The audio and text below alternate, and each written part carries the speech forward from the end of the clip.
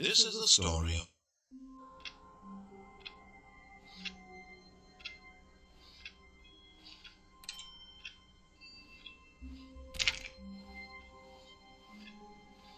All of his co-workers were gone. What could it mean? Stanley decided to go to the meeting room. Perhaps he had simply missed a memo. No matter how hard Stanley looked, he couldn't find a trace of his co-workers.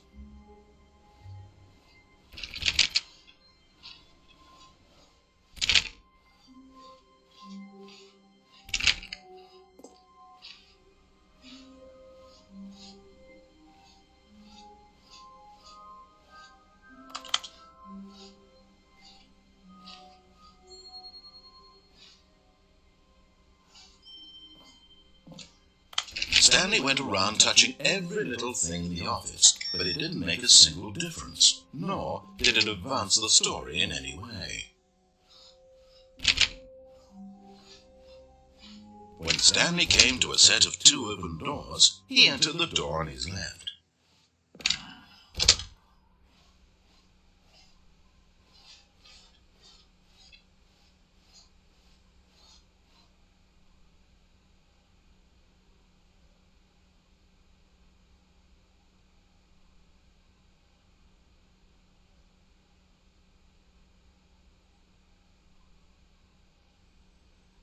Yet there was not a single person here either. Feeling a wave of disbelief, Stanley decided to go up to his boss's office, hoping he might find an answer there.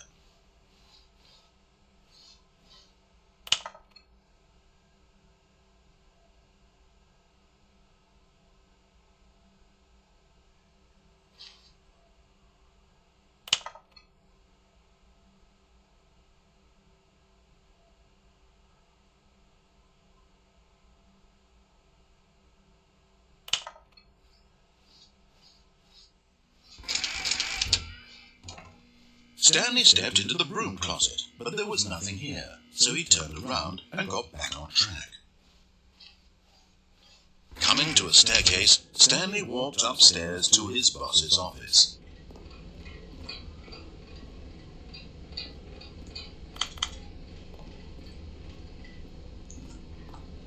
But Stanley just couldn't do it.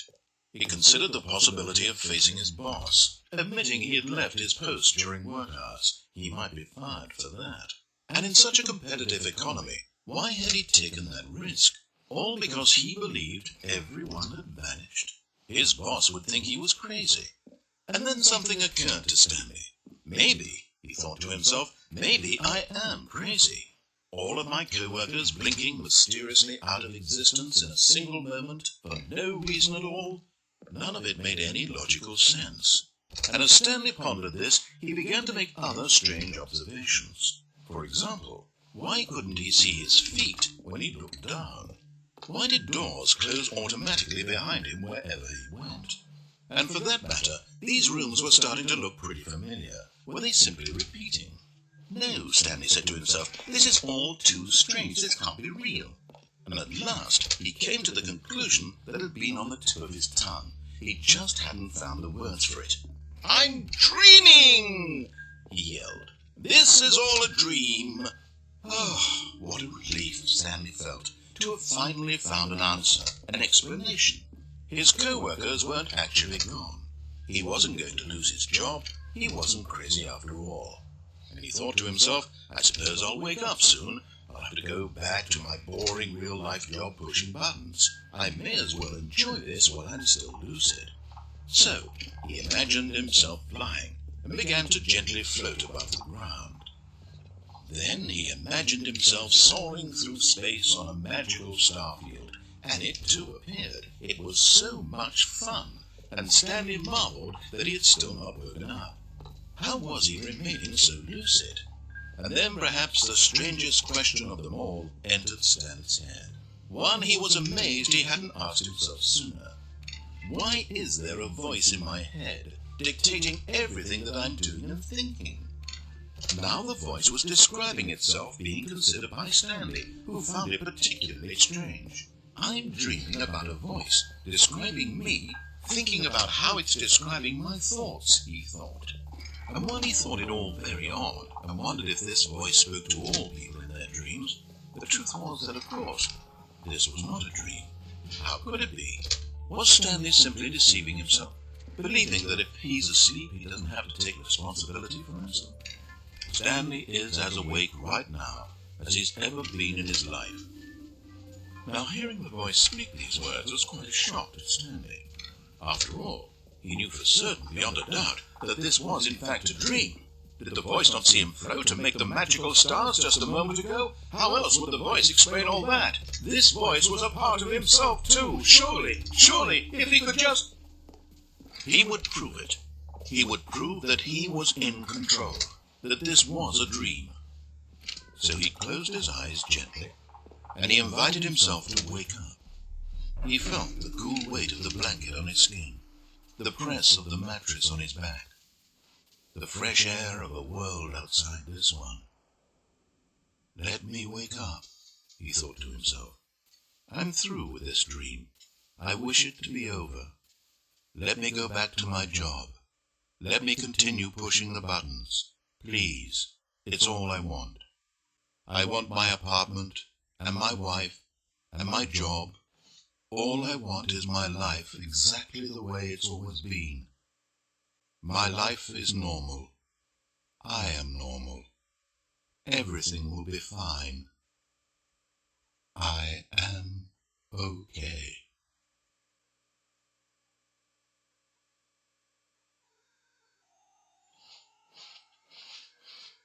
Stanley began screaming. Please, someone, wake me up. My name is Stanley. I have a boss. I have an office. I am real. Please, just someone tell me I am real. I must be real. I must be. Can anyone hear my voice? Who am I? Who am I? And everything went black.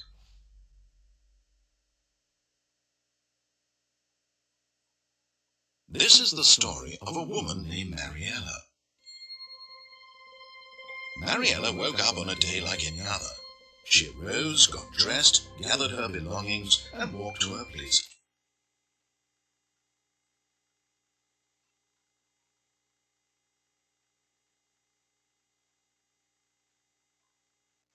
Work.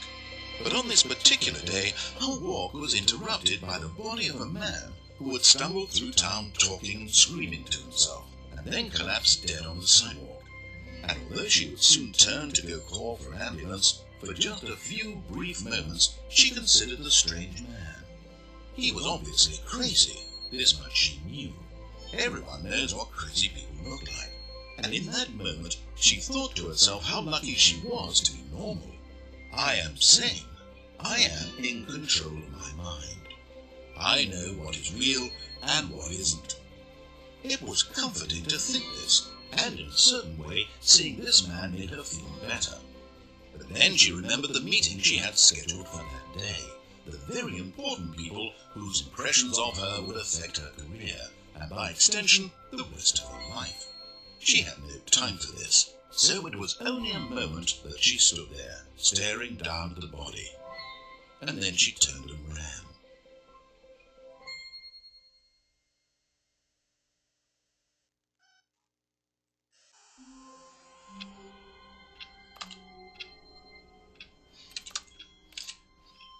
All of his co-workers were gone. What could it mean? Stanley decided to go to the meeting room. Perhaps he had simply missed a memo.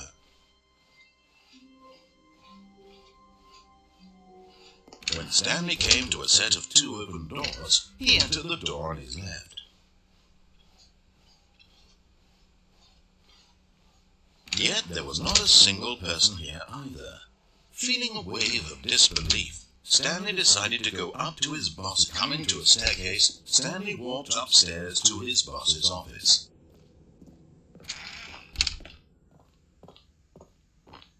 Stepping into his manager's office, Stanley was once again stunned to discover not an indication of any human life.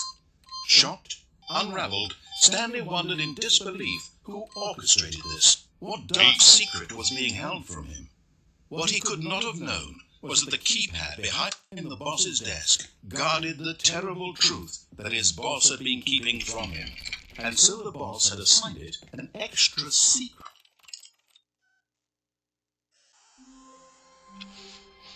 All of his co-workers were gone.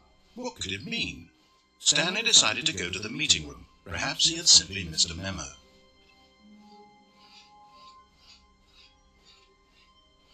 When Stanley came to a set of 2 open doors, he entered the door on his left. Yet there was not a single person here either. Feeling a wave of disbelief, Stanley decided to go up to his boss. Coming to a staircase, Stanley walked upstairs to his boss's office.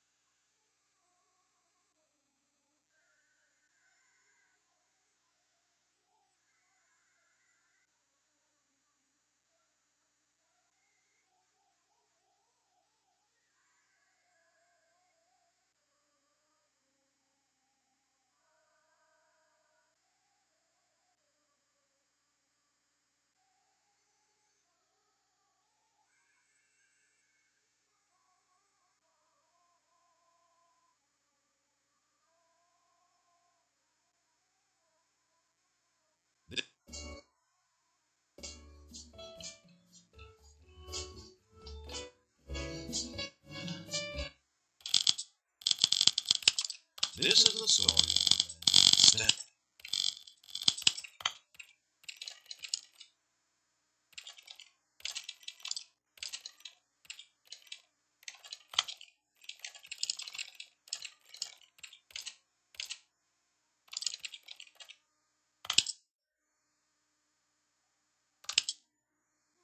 And stunned to discover.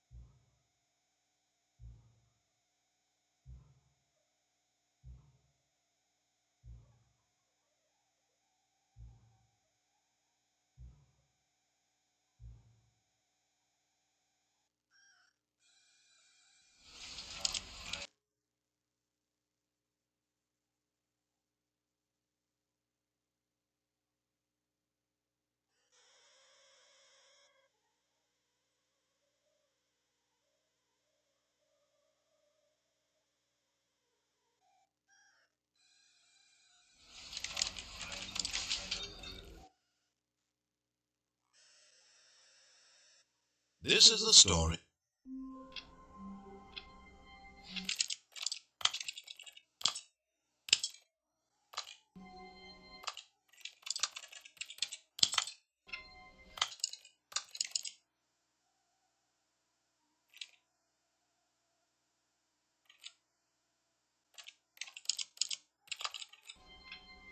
All of his co-workers were gone. What could it mean? Stanley decided to go to the meeting room. Perhaps he had simply missed a memo.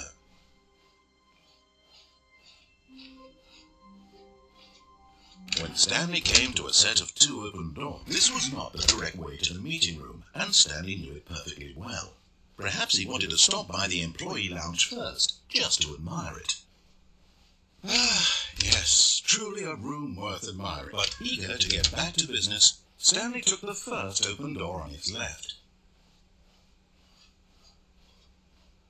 Stanley was so bad at following directions, it's incredible he wasn't 5 years ago. Look, Stanley, I think perhaps we've gotten off on the wrong foot here. I'm not your enemy, really, I'm not. I realize that investing your trust in someone else can be difficult, but the fact is that the story has been about nothing but you all this time. There's someone you've been neglecting, Stanley. What? Really? I was in the middle of something. Do you have zero consideration for others? Are you that convinced that I want something bad to happen to you? Why, I don't know how to convince you of this, but I really do want to help you, to show you something beautiful. Look, let me prove it. Let me prove that I'm on your side. Give me a chance. Now listen carefully, this is important. Stanley walked through the red door. Aha! Perhaps you misunderstood.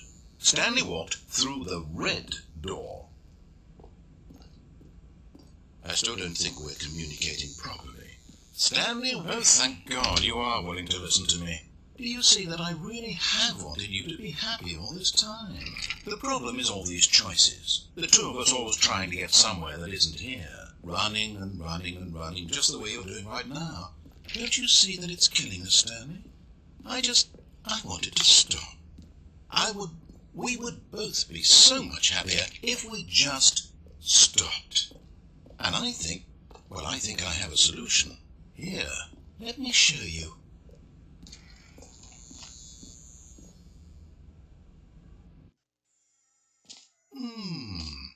What do we want?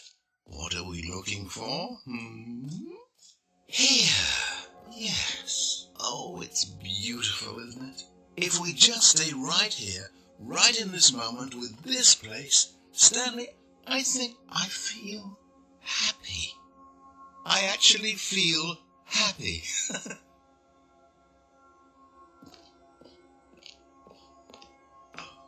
No, wait. Where are you going? Oh, no. Stay away from those stairs. If you hurt yourself, if you die, the game will reset. We'll lose all of this. Please, no, Stanley, let me stay here. Don't take this from me.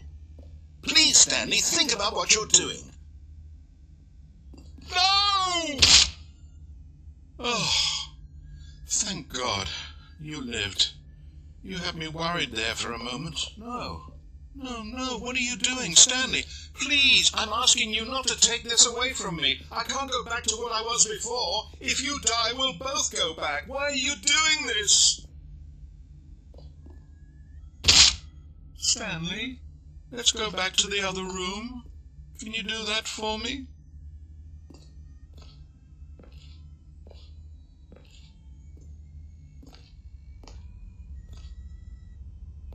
Yes, perhaps you can. Perhaps you finally see what I'm talking about.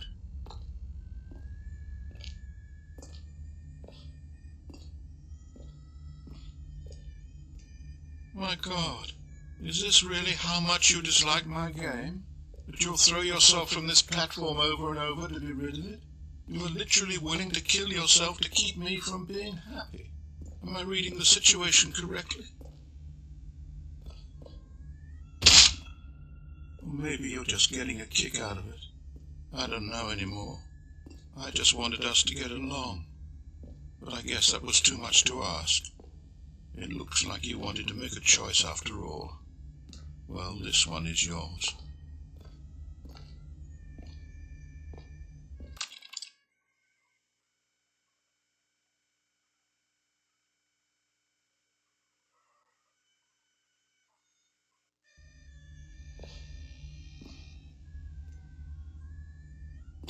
Is it over? It's going to restart, isn't it? I'm going back.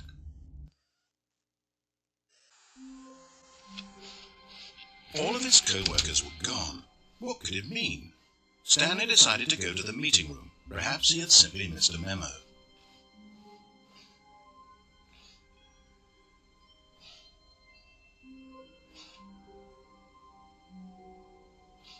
Oh, new content? What does that mean, new content?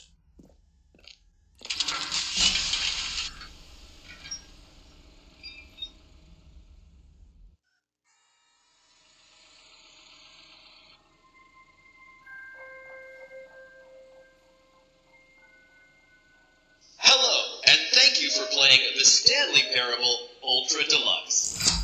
As you may know, the Stanley Parable was a video game released in 2013 on home computers.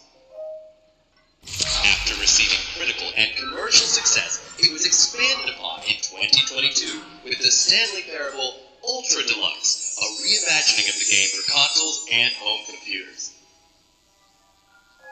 The Stanley Parable Ultra Deluxe features exciting new content that broadens and expands the world of the Stanley Parable, delighting audiences the world over. Please, step inside and see what thrilling new adventures await in the Stanley Parable Ultra Deluxe. Oh, well, this sounds delightful. I'm very excited to see the thrilling new Ultra Deluxe content. Okay, so far it's an elevator. Nothing special yet, but I'm sure it's just the beginning of a mesmerizing adventure.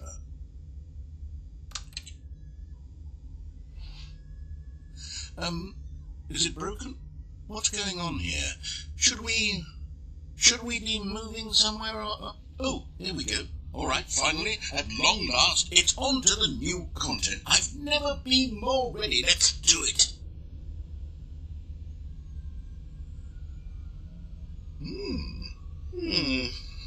I have to say, initial impressions of Stanley Parable Ultra Deluxe, mostly tedious. It's as if them...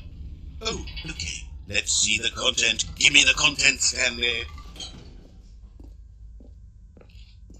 All right, let's see. It's the jump circle.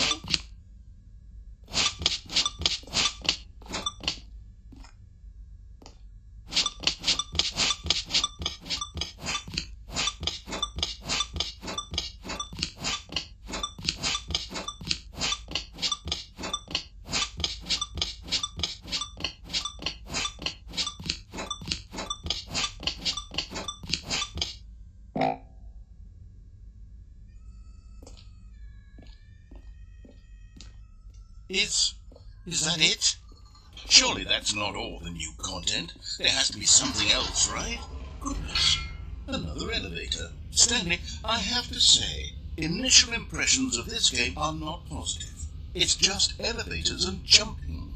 Is this what passes for exciting new content? If this is new content, then I could just read you the whole dictionary. There's 20 hours of new content right there. Hell, I could count to 30 trillion. You could put that on the box. The Stanley Parable Ultra Deluxe, now with over 1,000 hours of new content. And if...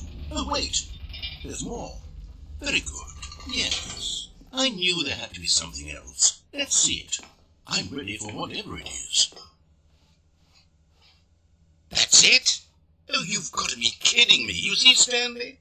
This is what happens when greedy video game developers with no respect for their fan base rush a cheap expansion to market for no reason other than to make an easy dollar. And don't get me started on the level of craftsmanship that's gone into it. In fact, I'm looking right now at the game's achievements, and it's hard to believe one of them actually says, "Test achievement, please ignore." What quality assurance department signed off on this? I'm infuriated and I'm offended, and I intend to find these people on Twitter and hold them personally accountable. It's my fault, Stanley. I built up too much anticipation around the new content, I'm afraid. It could never have lived up to such expectations. If you're still with me, why don't we just reset the game, and we'll try to get back to what the Stanley Parable is really about. No frills, no gimmicks, just you and me having a great time together like always. What do you say, friend?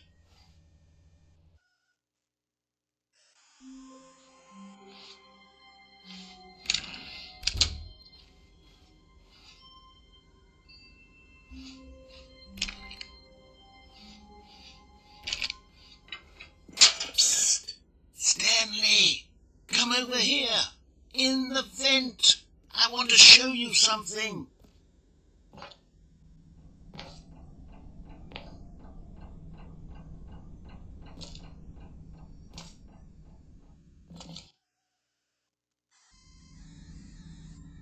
Okay, you remember how cheap and unsatisfying the new Ultra Deluxe content turned out to be? Well, it got me thinking about the past, and how much better the Stanley Parable used to be. So I made something special, and tucked it away here where the game's developers won't find it. Just our little secret. Take a look. I call it the Memory Zone. It's where I've been storing all my favorite memories so I can relive the peak experiences of my life whenever I want. Experiences like the launch of the Stanley Parable on PC.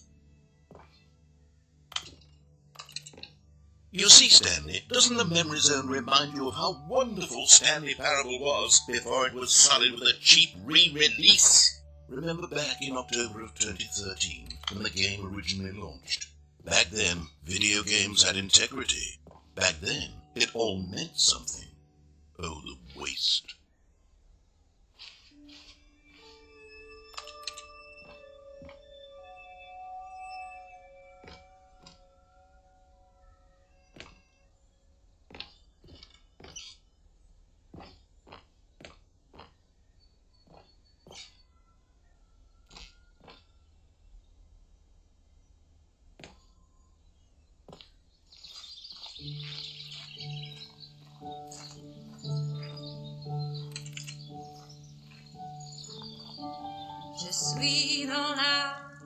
And over here is where I keep reviews of the Stanley Parable. Like this stunning triumph of games journalism, 10 out of 10 from Destructoid.com. James Stephanie Sterling writes, and I quote, "Where so many games that aspire to be more than games end up less than any form of art, Stanley Parable strives and then succeeds to be every game ever created."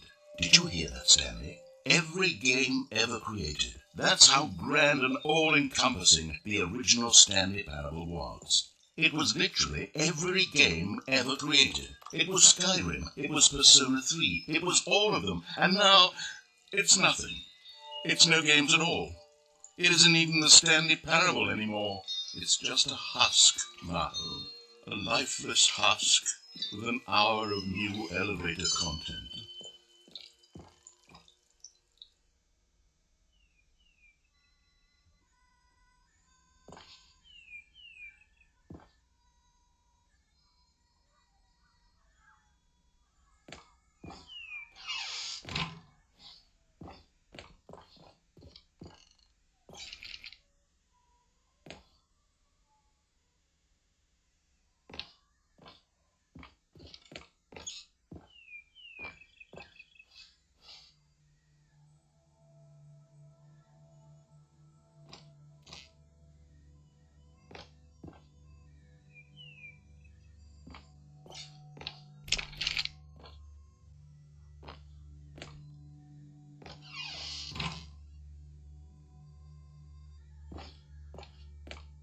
Here's another moving passage, this time from GameSpot.com. The Stanley Parable is both a richly stimulating commentary on the nature of choice in games, and one that offers some of the most enjoyable, surprising, and rewarding choices I've ever been confronted with in a game. 9 out of 10. Don't you get it, Stanley? The game was perfect. It didn't need anything else. It didn't need new content. It just needed to be left alone, to spend the rest of time collecting dust in the hallowed hall of beloved video game memories.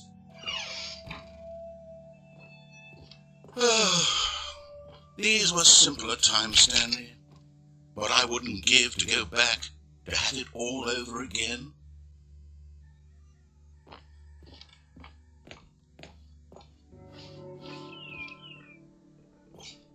Wait, hang on. I don't recall this part of the memory zone before. What's this? What's down here? Oh no. Oh God, no. Stanley, it's a collection of reviews from Steam, the online video game distributor. I haven't looked at these in years. I can't even imagine what's been collecting down here. Surely these reviews were glowing as well, weren't they?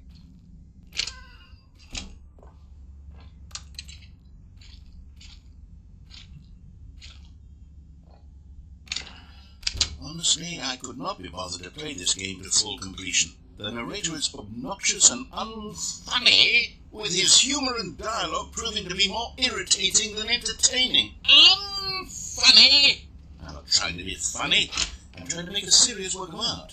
I suppose I could write up a handful of gags to insert into the Stanley Parable, but the game is already such a densely layered web of profound philosophical insights that I can't even imagine where I'd have the room to stick them.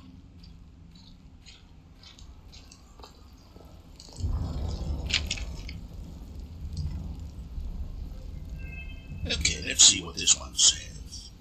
While the idea for the game is good, for someone who prefers non-linear games, this preachiness gets annoying fast. Preachy? Stanley, I'm not preachy, am I? You can tell me if I'm preachy. Honestly, you can. Oh, goodness. This is actually quite shocking for me. To be honest, I had always thought of the game's dialogue as being rather terse to begin with. You can't know how much fluff I cut from the game to get it to feel as light and airy as it... Well, I always thought it did, but maybe it wasn't. Oh dear, what an awful memory to have to hold on to. These black marks on my otherwise unimpeachable track record. I feel like a failure, like I let these people down. Perhaps the Stanley Parable isn't quite as sterling as I always remembered. What's this one got to say? You constantly have to stop doing anything so the narrator can catch up with his long-winded explanations of what's happening. I wish there was a skip button. A skip button? Well, yes. Yes, I think we can do that. If I'm truly too preachy, then maybe letting you skip ahead for just a moment surely it couldn't hurt. Not if it means we can strike these negative reviews from the record. Only positive reviews of the Stanley Parable. That's my motto today, and it's always been my motto. I'd do anything for the customer, Stanley. Yes, a skip button we shall have.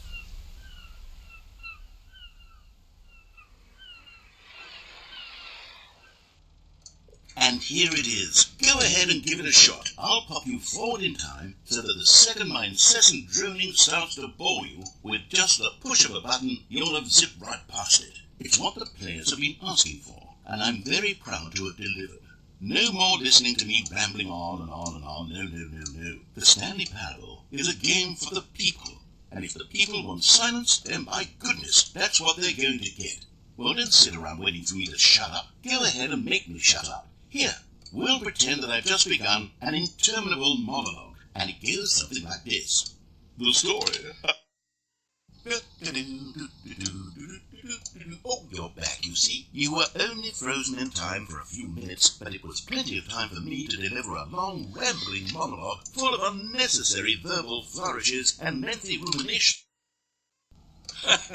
Well there, sport. You really did catch me rambling on a bit, didn't you? But that's the power of the button.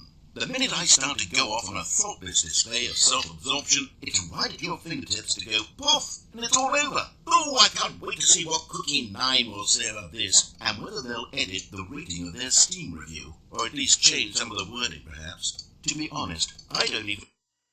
Okay, welcome back, Stanley. Now, I should say that the amount of time the button has been skipping through is becoming longer and longer. That last one was, well, I want to say maybe 30, 45 minutes?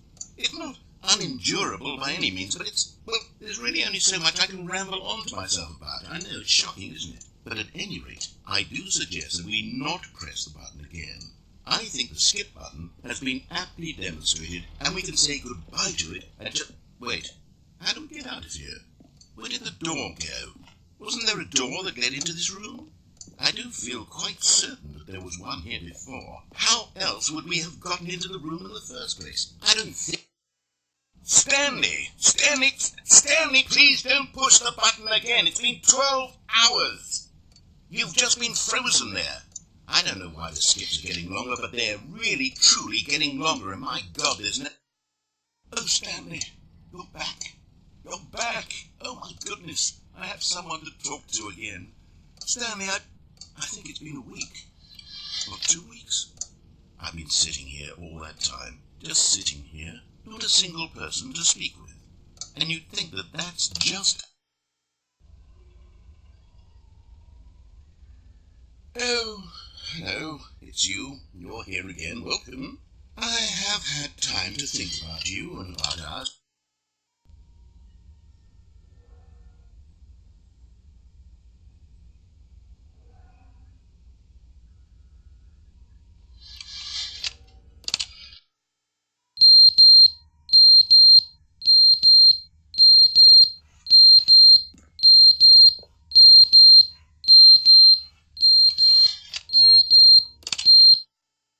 But they didn't understand the game was never meant to be funny. It was meant to have a point. It was meant to speak to the human condition. But where are the jokes? Where are the jokes? They bemoaned, they screamed, they gnashed their teeth and said, entertain us. It wasn't enough. They had to leave a pathetic little thumbs-down review and make all of their pitiful demands. But then, he's talking too much, they said. First, he didn't entertain us, now he went, shut up. It's the inconsistency, it's the lack of accountability, it's the unwillingness.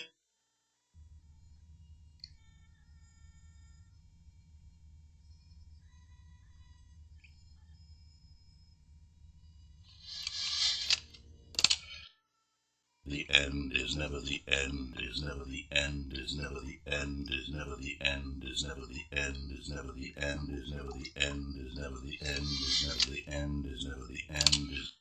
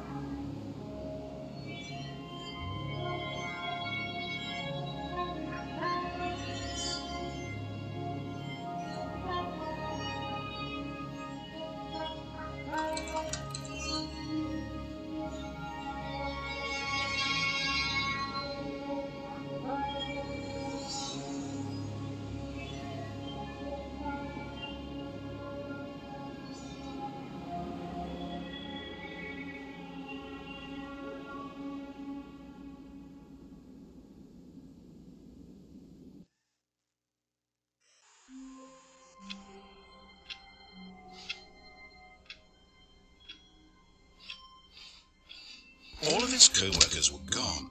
What could it mean? Stanley decided to go to the meeting room. Perhaps he had simply missed a memo.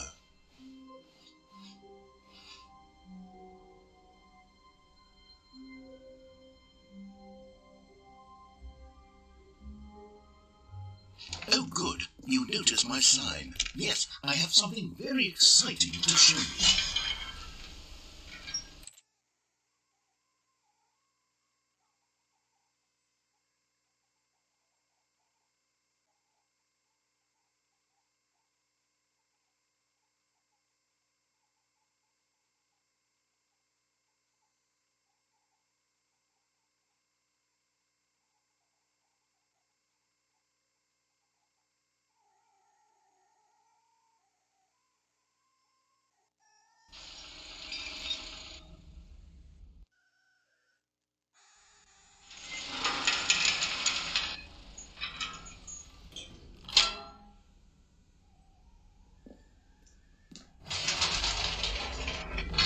You see, Stanley, I've been reflecting on the Stanley Parable, and about how roundly disappointing this Ultra Deluxe version has turned out to be. The original Stanley Parable was a landmark, and any new content for it should live up to that legacy. So forget this Ultra Deluxe nonsense. I say we take it one step even further. Which is why I'm very proud to announce for the first time ever, the Stanley Parable 2.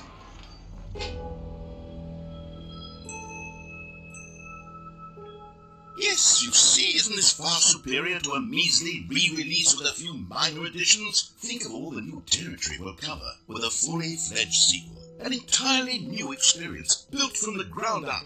Why, there are so many possibilities. It could go in so many different directions. This is what fans have truly been asking for.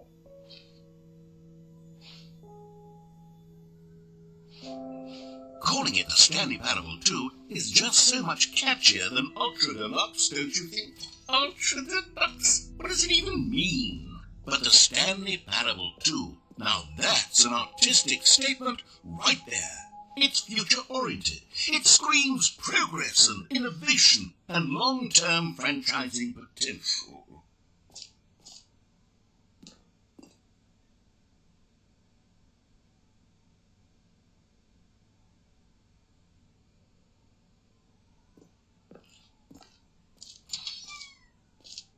Now, to be clear, I haven't quite nailed down what exactly the Stanley Parable 2 is going to be, but let's take a look at some of the features I've been developing for it. I figure that if I can loosely organize a handful of interesting concepts, that surely the game will sort of naturally spring up around them. It'll all work itself out. Game development is much more of a fuzzy magic than anything scientific or logical, really.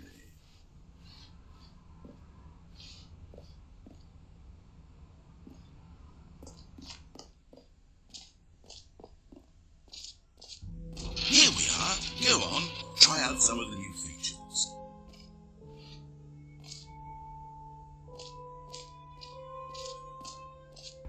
For the Stanley Parable 2, I asked myself, what do players really want? And of course, the first and most obvious answer is that they want to be individually recognized and validated as people. So with that in mind, my first addition to the game is this button which speaks the name of the person playing the game. Isn't that wonderful? Jim. Sorry, I should have clarified. Right now, the button only says the name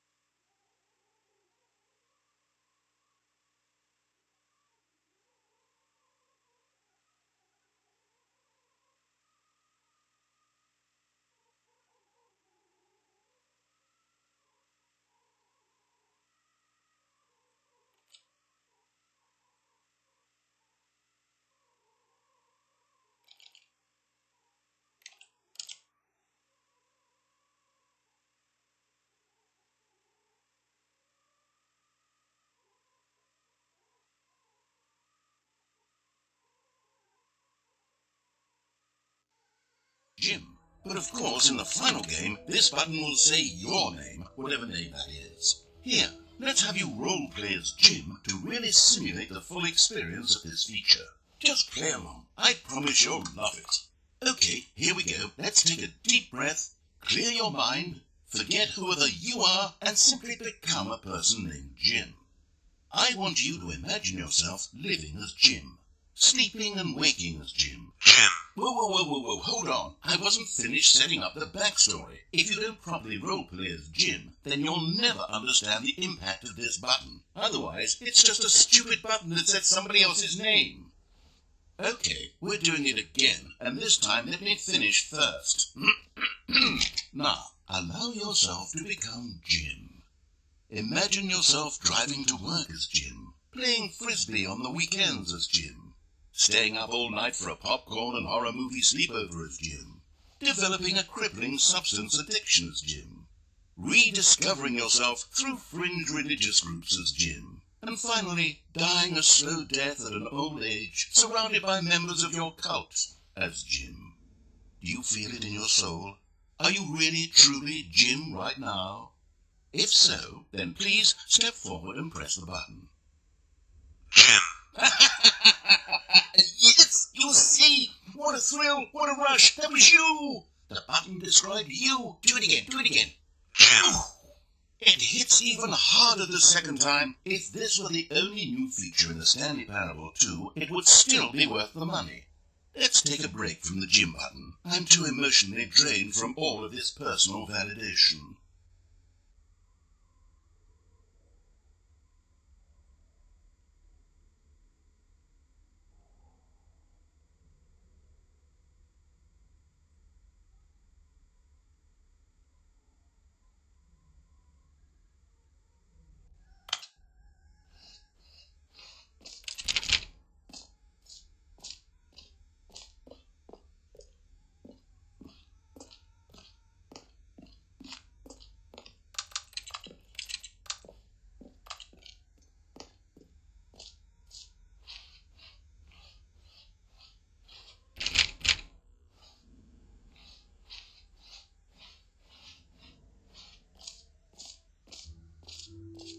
I suppose I could allow only people named Jim to play the Stanley Parable 2. That would actually save me the work of finishing this feature.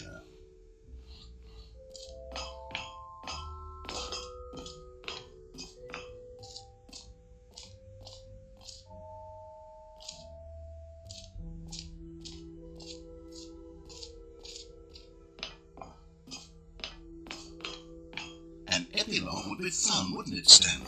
Yes, it would go at the end of the, well, we'll figure that out later.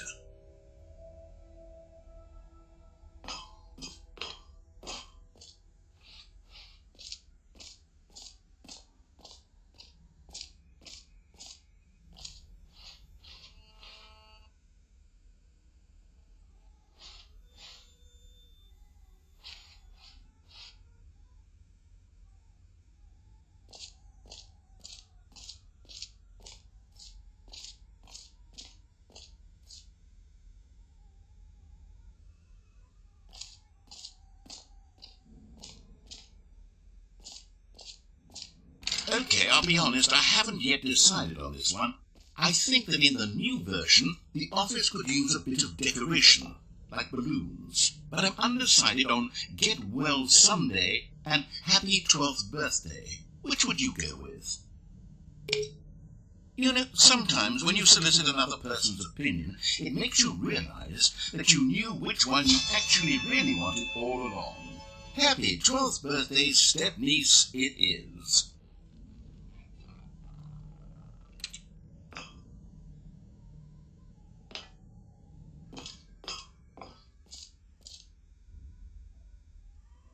Or actually, maybe I should have gone with... No, I've made my decision, we're moving on.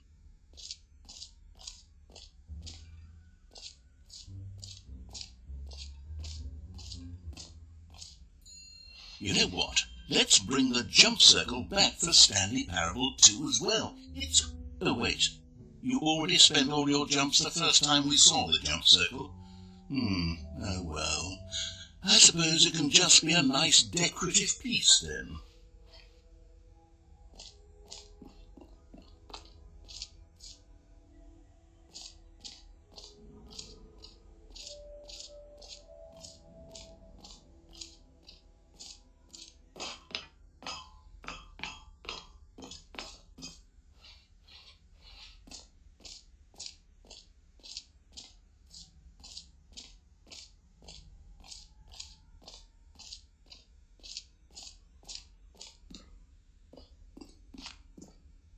A common complaint of the Stanley Parable was that it was confusing and paradoxical, that it engendered a chaotic sense of reckless despair in those who played it. Well, I'm happy to say that after much consideration, I've engineered a clever solution to this fundamental problem of the game.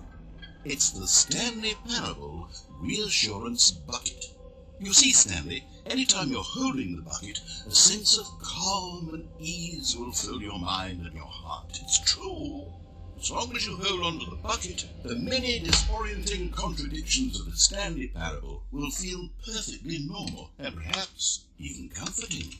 You may even come to long for the gentle embrace of jarring cognitive dissonance while the bucket is in your arms. And to be honest, it's a much more convenient solution for me than actually redesigning the game to be less uncomfortable.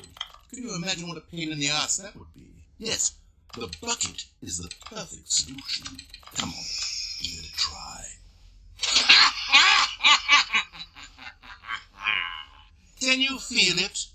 The glow of comfort, even in the face of crushing despair, must already be sweeping through your body. And in fact, can I say that I do believe the bucket lends you an air of charisma as well? I think that just holding it has made you the slightest bit more attractive as a person. The benefits of the bucket seem to go on and on, don't they? All this and more await you in the Stanley Parable too.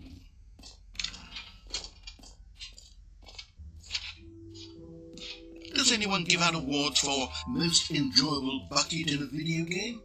That really should be an award if it isn't already.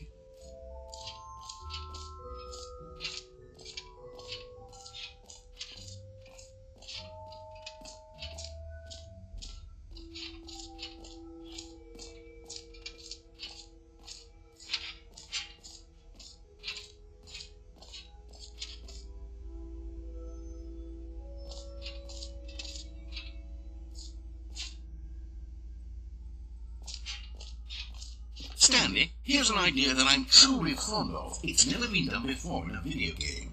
This is in fact a hole that you can fall down forever. That's right. Infinite falling. You can fall until the end of time if you like. A stunning leap forward for video games as a medium.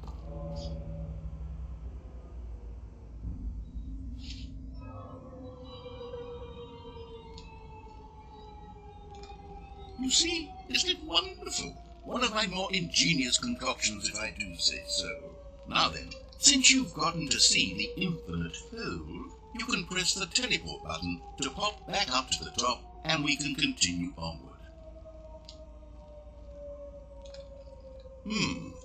Now, I don't mean to be a bomber, but I do recommend you use the teleport button to go back to the top. Maybe do it on the sooner rather than later spectrum of things.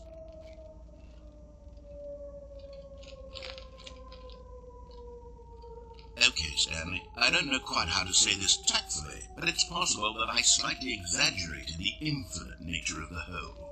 Is it a very, very deep hole? To be certain it is. It's an extremely deep hole. I don't want anyone to say that it isn't an astonishingly deep hole. It is. Is it infinite? Well, that sort of depends on your definition of infinity. From one perspective, the infinite is merely philosophical in nature. It's more of a... Okay, well, good for you. You found the bottom of the hole. You found me out, Stanley. I'm a liar and a cheat, and you're so clever. Look, I think the issue here is just that you're unusually fascinated by falling. What normal person actually wants to fall infinitely? I figured the hole was as deep as anyone would actually need. Don't you put this on me. Maybe you're the problem. Look, the things got a little heated there. I think we both said some things we didn't mean. Why don't we just put all this behind us and agree to just call the whole mostly infinite? If that works for you, then go ahead and press the teleport button to warp up to the top of the hole and we can move on. I'll just be up here when you're ready.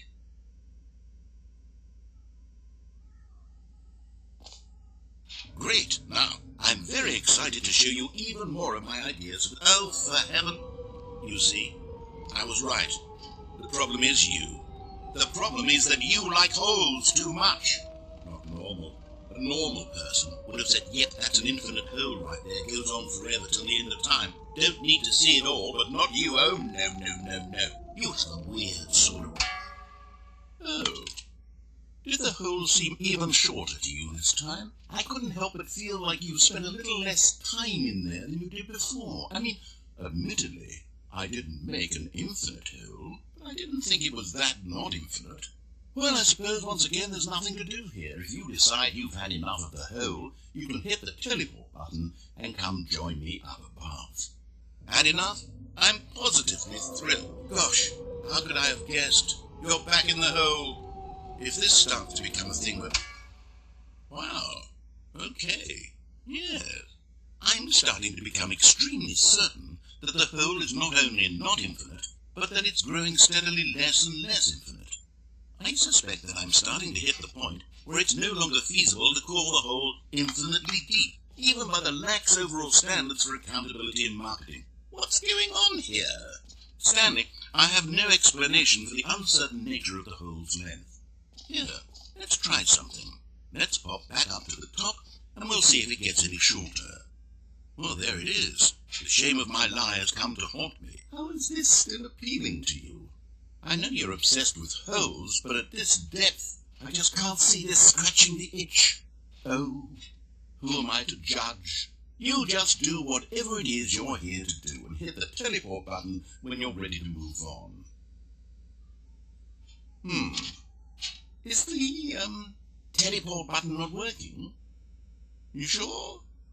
Well, I mean, I really don't have an explanation. Still nothing? Well, I suppose there is one thing I can do to fix this. I'm out. Goodbye, Stanley. You couldn't bear to be away from the hole, and now you'll get more time with it than you could ever have asked for. It's a win for everyone. You get to be with the hole, I get to do literally anything else. Take care, Stanley. I hope you and the hole have a wonderful rest of eternity together.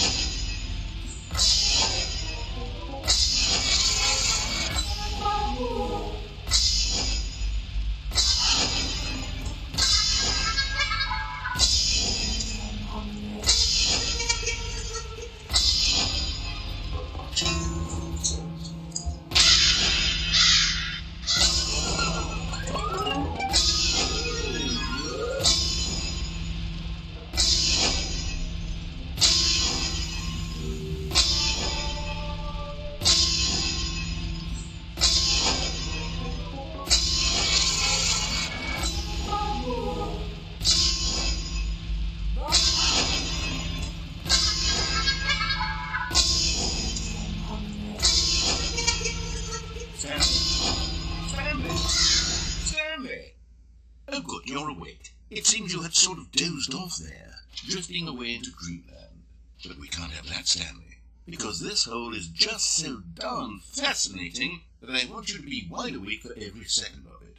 You don't want to miss a single moment. So how about if I just pop in from time to time and wake you up to keep you really truly focused on the hole? From the looks of things, you and I will have many, many years here in this hole, and I'm looking forward to all of them. Stay alert, Stanley. I'll be back. Toodle-pip.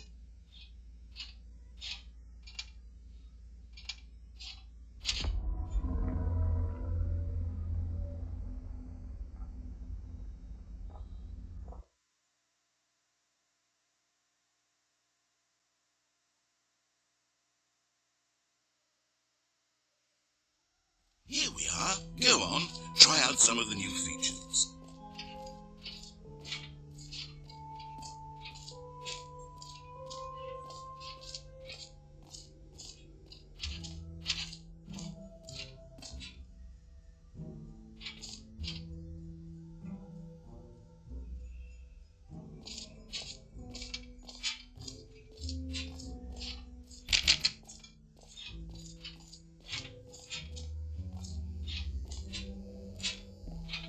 Now here's something special. You remember that broken test achievement that got left in the game on accident? Well, I'm developing a technology to simply give you the achievement. Yes, you see, you'll come to this lever, and when you pull it, the achievement will be given to you. It's as simple as that. Okay, perhaps I should have clarified. This is technology that will exist. Right now, the achievement is still fully broken. I'm not a wizard, Stanley, but I guarantee it will be fixed in the sequel, to at last satisfy the hordes of ravenous fans all over the world who have been uproariously demanding this feature. Gamers, we hear you, and I promise it will happen.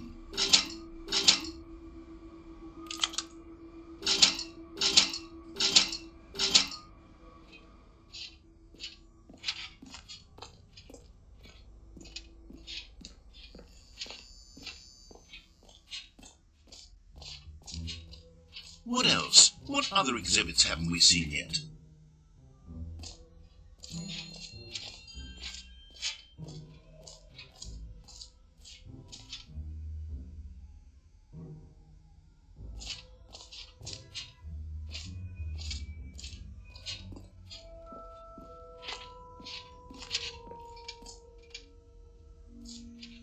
Ah, collectibles.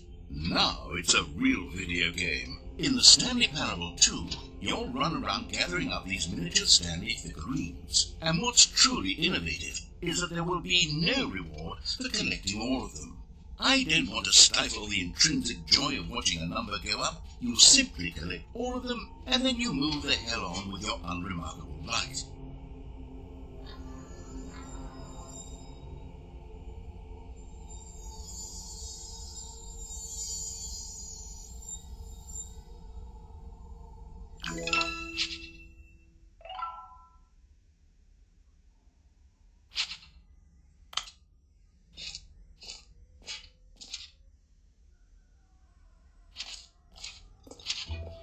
God, it really is the worst when you collect everything in a video game and then they give you a big fancy reward for it. Absolutely tragic.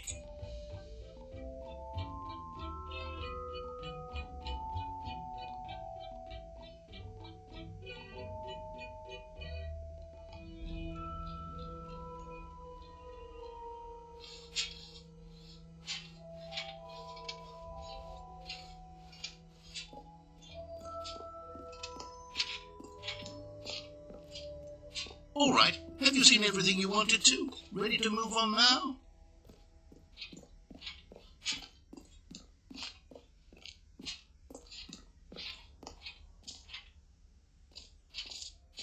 So, Stanley, what do you think? Do you like all of the new features? Yes, I know it's not exactly clear yet how exactly these features will come together as one single coherent video game, but I can feel it in my soul. It's going to work. There's definitely a good game in there somewhere. Say, let's do an experiment. I'll arrange these new features together, and we'll see whether or not it coheres into a meaningful gameplay experience. Okay. Are you ready? here it is. I give you the Stanley Parable 2.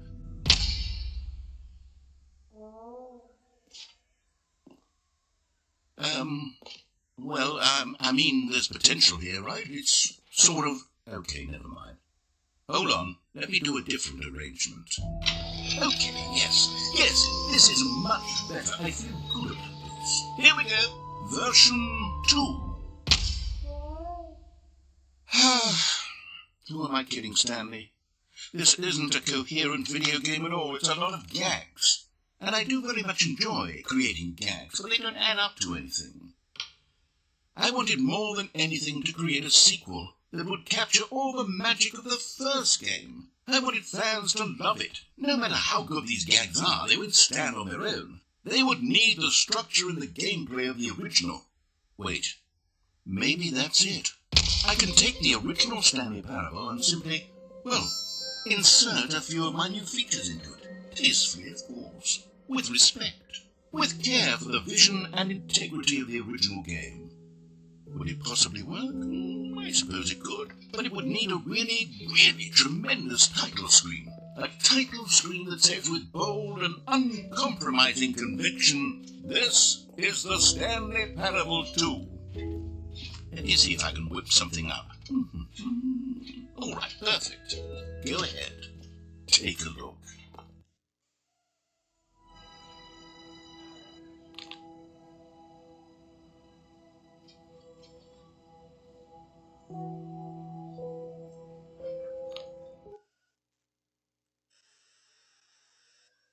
This is the story of a man named Stanley. Stanley worked for a company in a big building where he was employee number 427. Employee number 427's job was simple. He sat at his desk in room 427 and he pushed buttons on a keyboard. Orders came to him through a monitor on his desk, telling him what buttons to push, how long. All of his co-workers were gone. What could it mean? Stanley decided to go to the meeting room. Perhaps he had simply missed a memo. No matter how hard Stanley looked, he couldn't find a trace of his co-workers. Stanley picked up the bucket.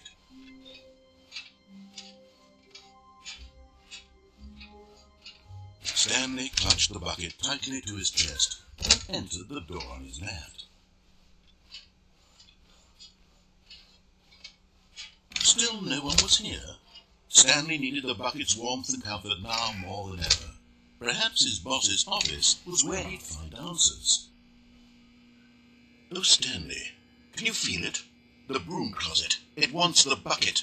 You can feel that, can't you? The aura of jealousy? It's as clear as day. This broom closet believes it deserves the bucket. I can really feel it now. It's a bucket. It belongs in the broom closet. That's what the broom closet is trying to say here. It's supposed to go with the other cleaning supplies. Good for you, Stanley.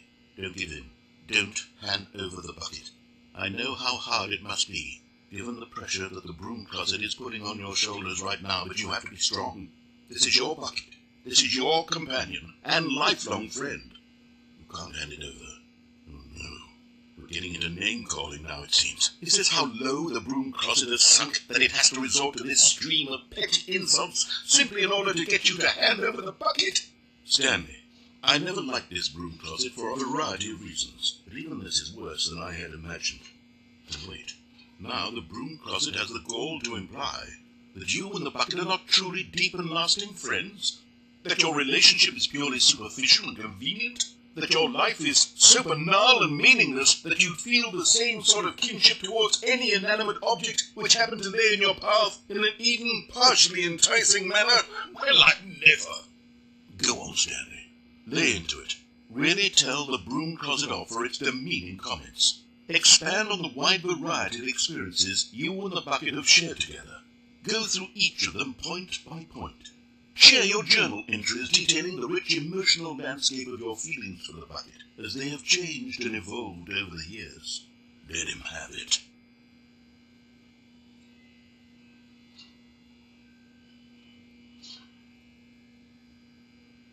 Okay, I've got you something which I think will help settle this debate once and for all. Here we go. There. Now it's settled. No more debate, no more discussion. Take a hike, broom closet, with all your meandering philosophical diatribes about the nature of cleaning supplies and their relationship to broom closets in the natural order of things.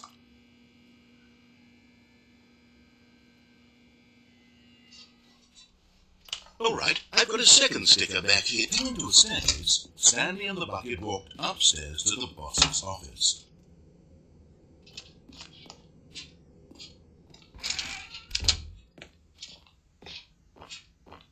Stepping into his manager's office, Stanley was once again stunned to discover not an indication of any human life. But Stanley guessed the correct code by sheer luck. Was it that the bucket knew all along? Was the bucket guiding him? Yes, this is certainly the most logical explanation.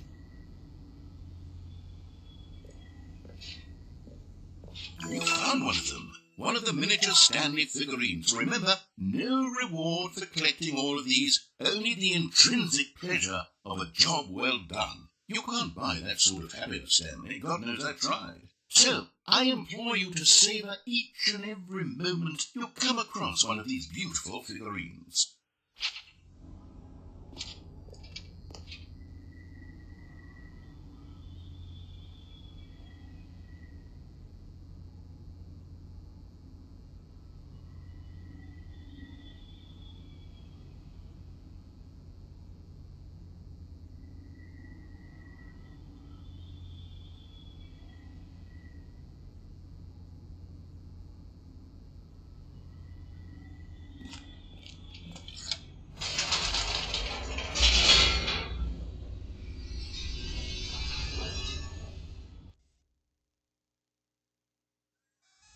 The elevator raced downward, plummeting towards an unknown fate.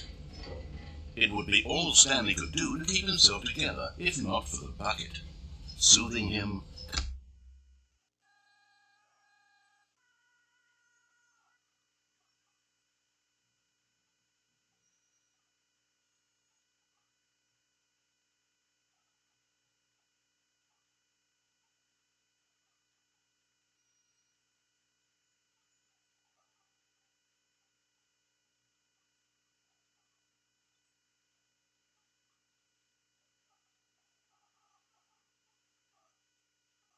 Comforting him, reassuring that in this darkest moment of uncertainty, he would be all right. The bucket is here for you, Stanley. Everything will be fine. Stanley and the bucket walked straight ahead through the large door that read, Mind Control Facility.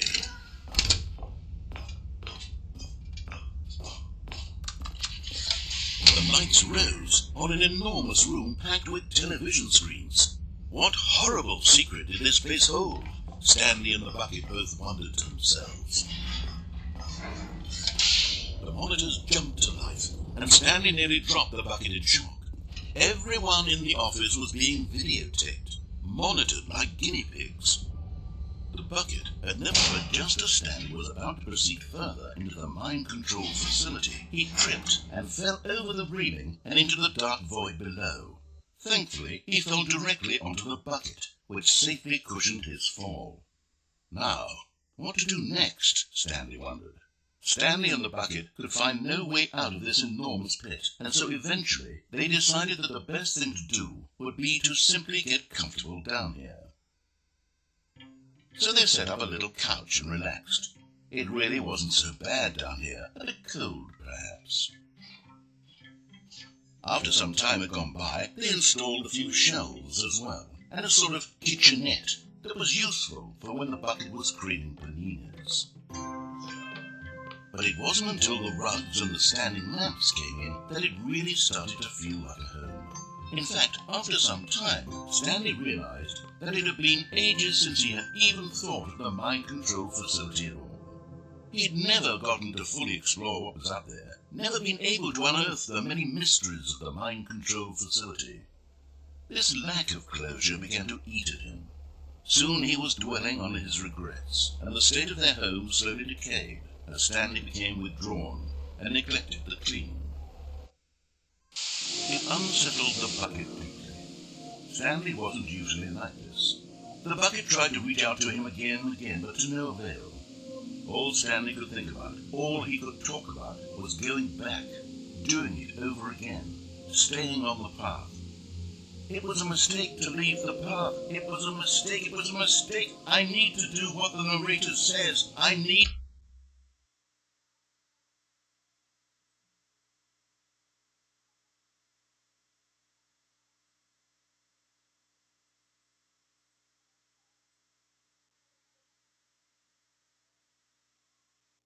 to see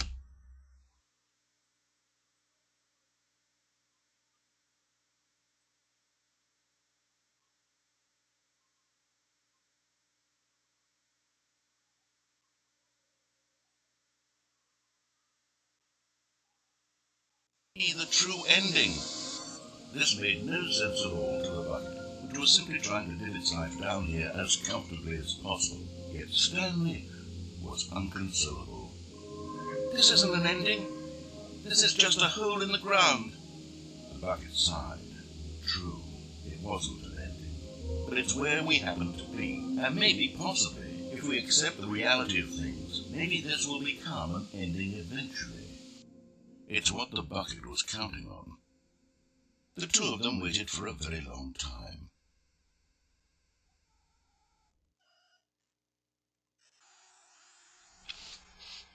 All of his co-workers were gone. What could it mean? Stanley decided to go to the meeting room. Perhaps he had simply missed a memo. Stanley lifted the bucket into his arms, and a wave of comfort rushed over him.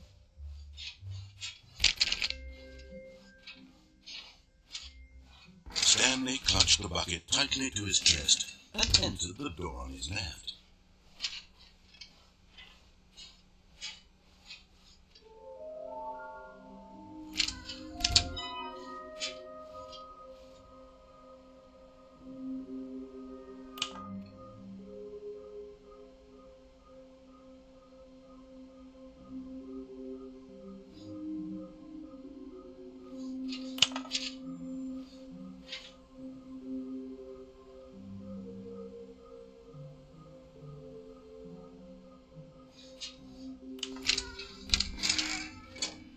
Stanley, we must move on from this broom closet, simply because I have no remaining stickers. If I did, you can guarantee we'd be in here for hours. But alas, no stickers. Coming to a staircase, Stanley and the bucket walked upstairs to the boss's office.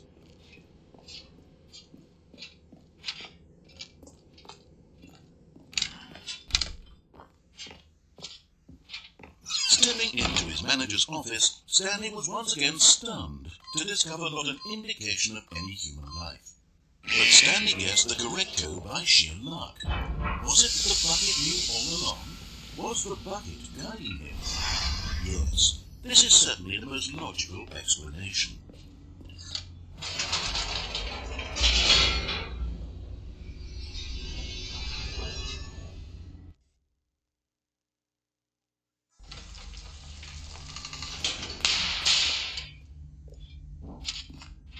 Stanley and the bucket walked straight ahead through the large door that read, Mind Control Facility.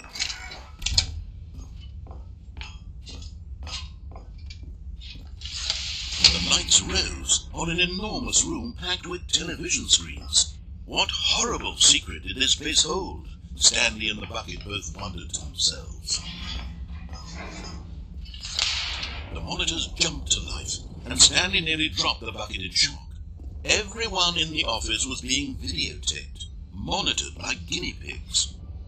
The bucket had never seen anything like this, and it very nearly burst into tears as Stanley cradled it gently, reassuring it that everything would be fine.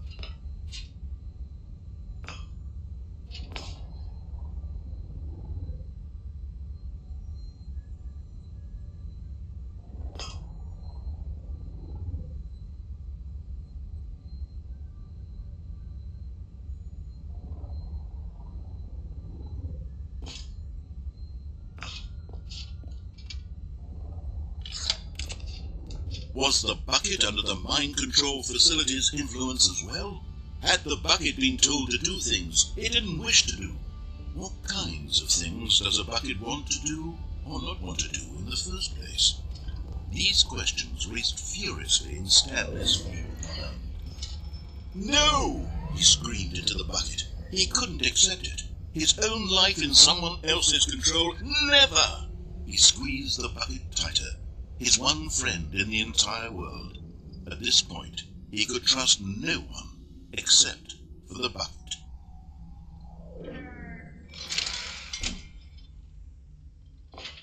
But here was the proof.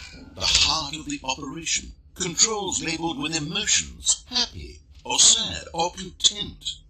Walking, eating, working, all of it monitored and commanded from this very place. And as the cold reality of his past began to sink in, Stanley decided that this machinery would never again exert its terrible power over another human life. For he and the bucket would dismantle the controls for good. Two best friends, Stanley and the bucket, up against the world. They high-fived in a really cool way. But at the last second, the bucket jumped in and pressed the button to turn on the controls. Stanley gasped in horror. Had this been the bucket's plan all along? To take over the machine and claim the power for itself? How could the bucket have betrayed him like this? Stanley was prepared to throw the bucket away in disgust, when suddenly an image appeared upon the enormous screen. Birds. Silly birds. The control buttons became active again.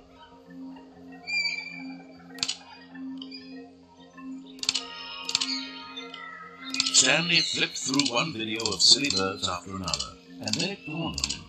This wasn't a mind control facility at all. It was a facility for monitoring and surveilling silly birds all over the world. The mind controls were only a facade to disguise its true intentions. Had the bucket known this all along? Stanley marveled at the metal genius in his hands, the one who had pointed him toward this incredible discovery. Stanley and the bucket never found freedom because they spent the rest of their lives here in this place, flipping through live streams of the silliest birds imaginable. Of all the possible paths his life could have taken, this one was surely the best. And Stanley was happy.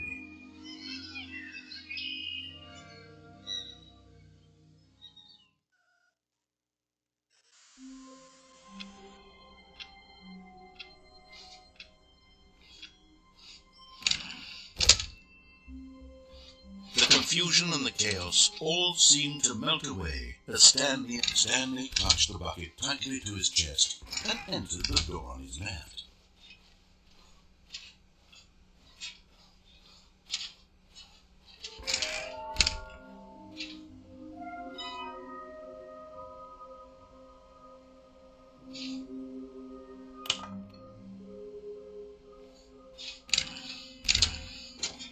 Stanley, we must move on from this broom closet, simply because I come into a staircase. Stanley and the bucket walked upstairs to the boss's office.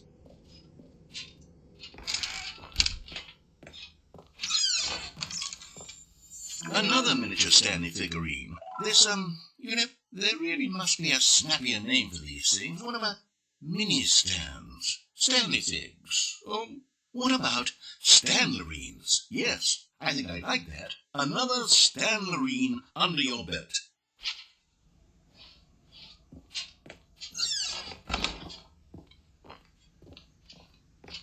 Stepping into his manager's office, Stanley was once again stunned to discover not an indication of any human life. Crushed, but Stanley guessed the correct code by sheer luck. Was it the bucket knew all along? Was the bucket guiding him? Yes, this is certainly the most logical explanation.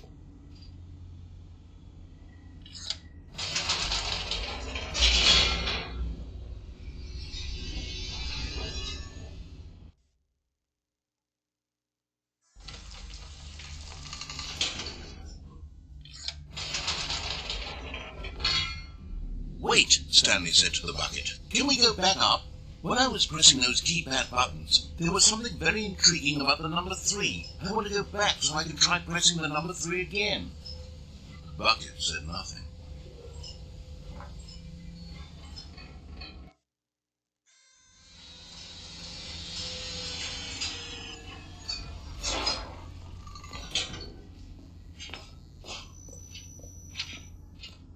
"Here we are," said Stanley. "Now I'm going to try out that number 3 button."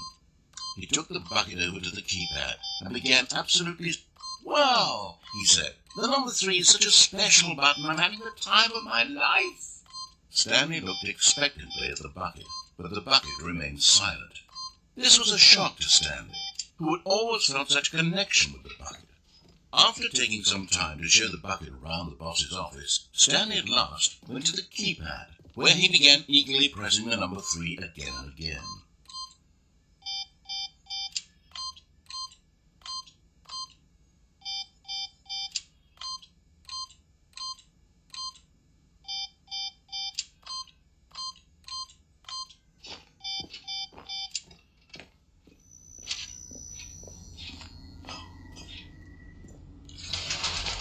Perhaps the bucket had missed something. Perhaps it had not seen how much joy Stanley got from slamming the number 3 repeatedly.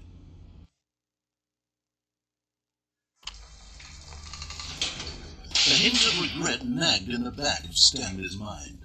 Should he, Stanley and the bucket, walk straight ahead through the large door that read, "Mind Control Facility"?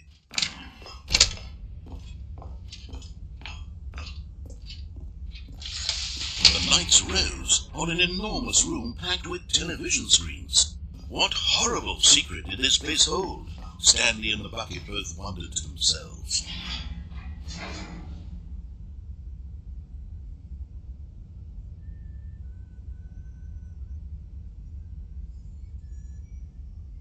But just as Stanley was about to proceed further,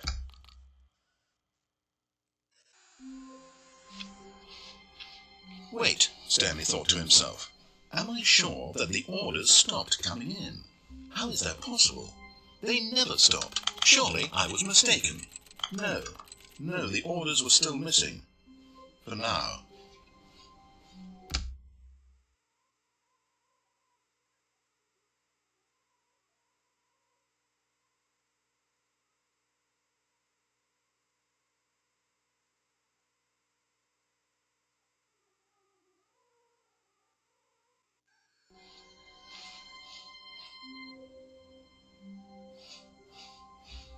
Warmth spread through Stanley's arms. With the bucket in his arms again, he was home. Stanley clutched the bucket tightly to his chest and entered the door on his left.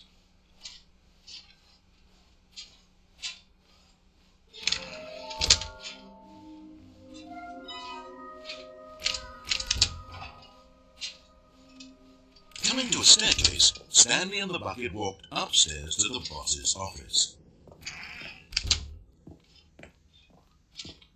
Stepping into his manager's office, Stanley was once again stunned to discover not an indication of any human. But Stanley guessed the correct code by sheer luck. Was it that the bucket knew all along? Was the bucket guiding him? Yes, this is certainly the most logical explanation.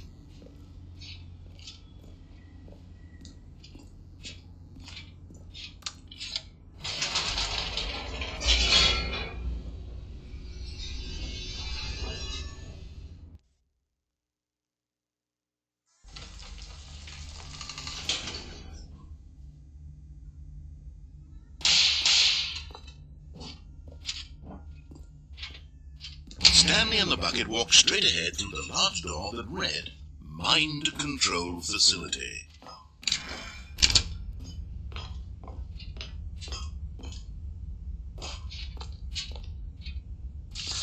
The lights rose on an enormous room packed with television screens. What horrible secret did this place hold? Stanley and the bucket both wondered to themselves. The monitors jumped to life, and Stanley nearly dropped the bucket in shock. Everyone in the office was being videotaped, monitored like guinea pigs. The bucket had never seen anything like this, and it very nearly burst into tears as Stanley cradled it gently, reassuring it that it was the bucket under the mind control facility's influence as well.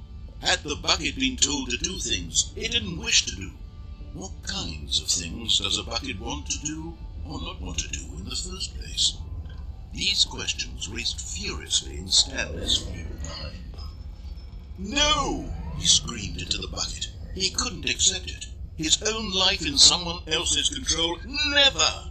He squeezed the bucket tighter. His one friend in the entire world. At this point, he could trust no one except for the bucket.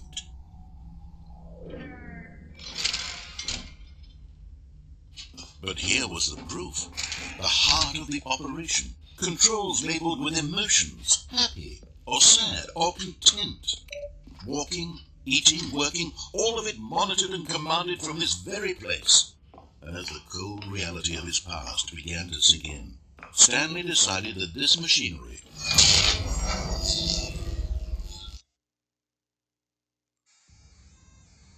Stanley and the bucket waited in blackness. Was it over? Yes! They had done it!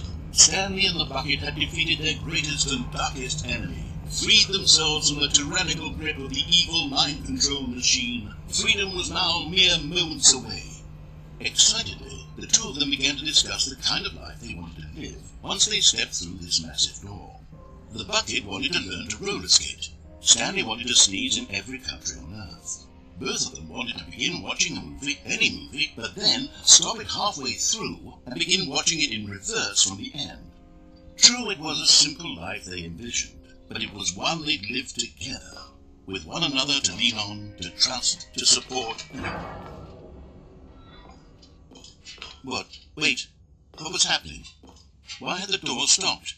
Was Stanley and the bucket not about to be freed?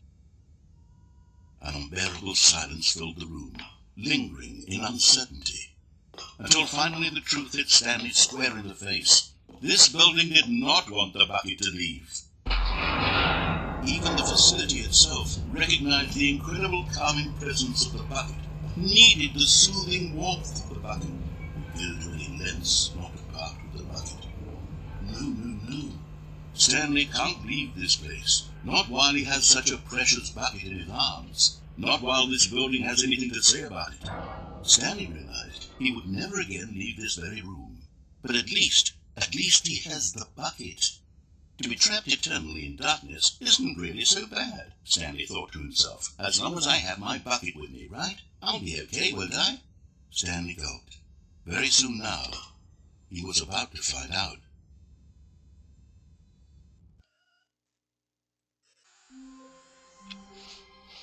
How long was I sitting there? Stanley wondered to himself. Minutes? Days? Centuries? Stanley picked up the bucket and smiled.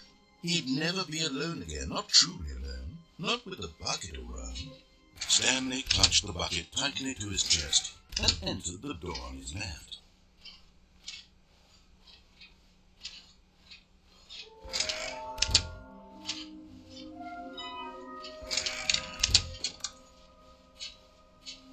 Coming to a staircase, Stanley and the bucket.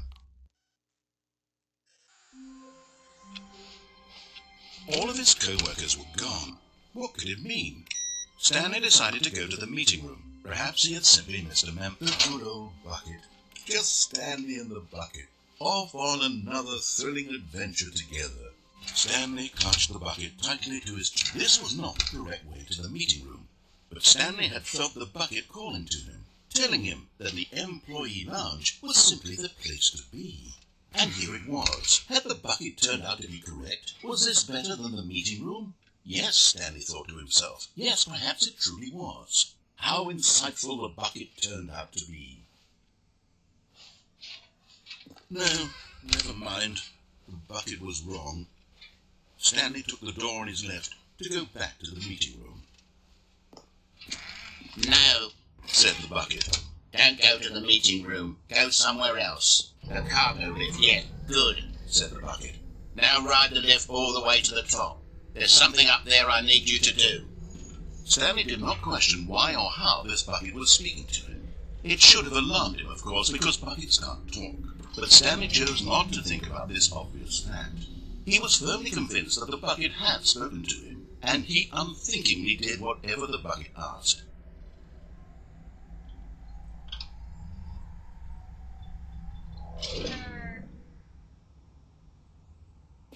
In here, said the bucket. go into this dark room over here. Stanley once again obeyed blindly.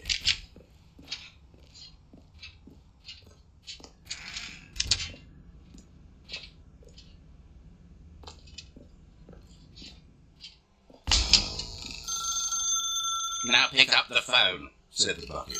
Pick up the phone and it will take us back home, where we can go about life together.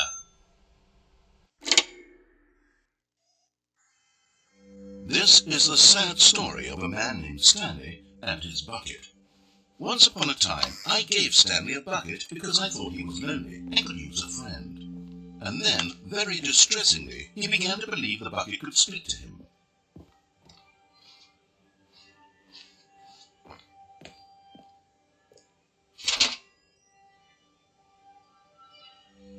The Stanley Parable Reassurance Bucket was merely meant to provide the comforting glow of companionship. It doesn't literally talk and give you orders. Whatever Stanley is hearing the bucket say to him is just in his head. Lately, I've been concerned about him. Wouldn't you be concerned as well? To see him delusional like this, obsessing over an inanimate metal object? I want to say something to him, but I don't know how I can convince him. I don't know if he'll listen to me. Well, I'll try anyway. Stanley, can you hear me? Listen to me. It's just a bucket. It can't think. It can't talk. All it would ever truly do for you is effectively transfer a liquid from one location to a different location. That's it. It doesn't do anything else.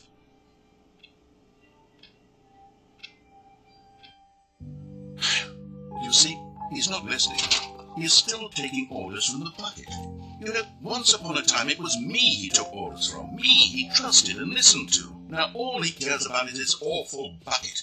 This stupid hunk of metal. It's sad, but I suppose he doesn't need me anymore. From now on, he's just going to cling to this bucket, this cold, empty bucket, this sort of shiny bucket.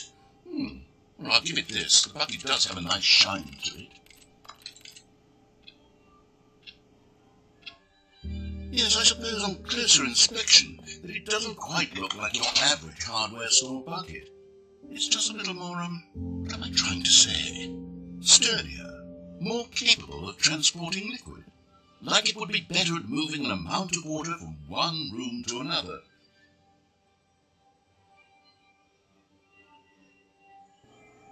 Oh my God, what am I saying? Better at carrying water from room to room. It's a bucket. It's literally just a bucket. Why do I feel some need to point out the ways in which it's so much more than just a regular bucket?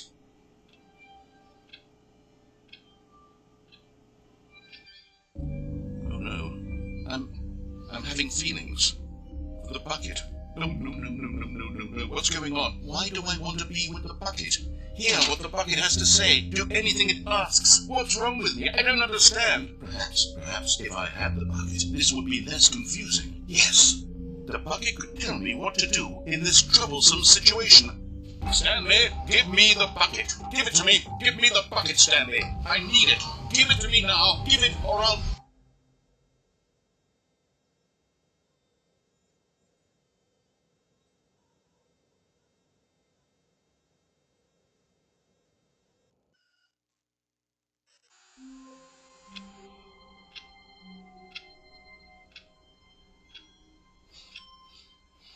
All of his co-workers were gone.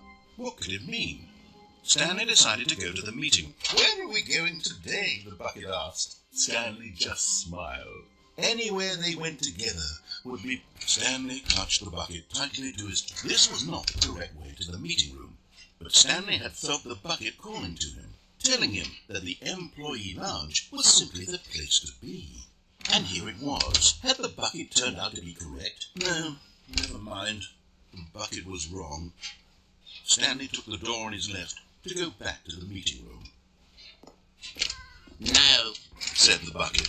Don't go to the meeting room. Go somewhere else. A cargo lift, yes. Good, said the bucket. Now ride the lift all the way to the top. There's something up there I need you to do. Stanley did not question why or how this bucket was speaking to him. It should have alarmed him, of course, because buckets can't talk. But Stanley chose not to think about this obvious fact. He was firmly convinced that the bucket had spoken to him, and he unthinkingly did whatever the bucket asked.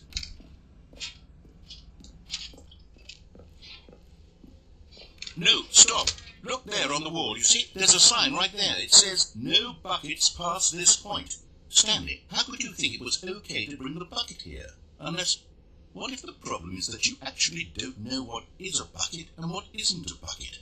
I suppose that would explain a lot about your behavior up to this point. Which, if that's true, well, my goodness, I think we have to do something about it. This misunderstanding could have dire consequences on the entire rest of the game if not addressed quickly and properly. So much of the impact of the story is dependent on your understanding of what is and isn't a bucket. Please, step in here for a moment.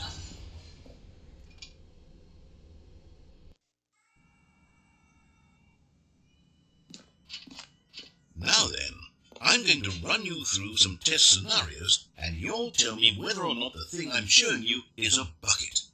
Simple enough, right?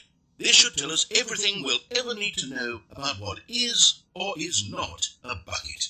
Okay, let's begin. Item 1. Is this a bucket? Incorrect. It is a hologram of a bucket, not an actual bucket.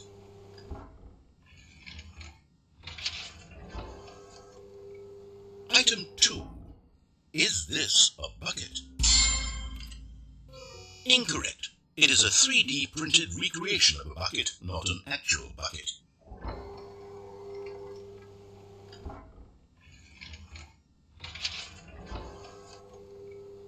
Item 3. Is this a bucket? Correct. This is a bucket.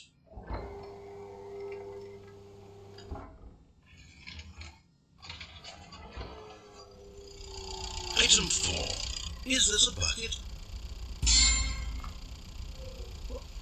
Are you hallucinating? This is a tractor. It's an enormous machine that tills the earth. I thought this was a gimmick. How on earth did you manage to screw it up? Absolutely incredible. Let's just move on to the next one.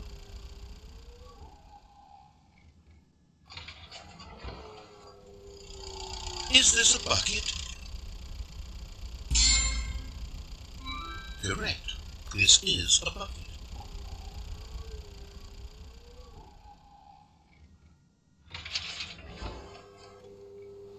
Item 6.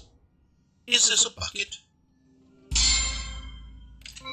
Trick question. Both. Gotcha.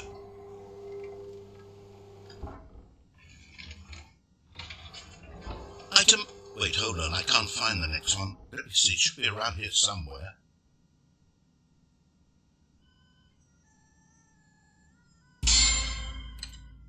Okay, you and I both know there isn't anything here, and I don't appreciate the implication that nothing is a bucket when we both clearly know that a bucket is something, and therefore nothing could possibly be something. Unless, in your twisted mind, have you somehow convinced yourself that a bucket is nothing? Answer me straight, Stanley. Do you believe that nothing is a bucket? You know what? I'm too confused to even sort it out. I've lost all sense of perspective. What is a bucket? What isn't a bucket? Mere moments ago I could answer these questions with confidence, and yet now I'm somewhat adrift. Do any of us know what a bucket is? Am I a bucket? Stanley, I can't keep doing this. I'm losing myself, and myself was all I ever had to begin with.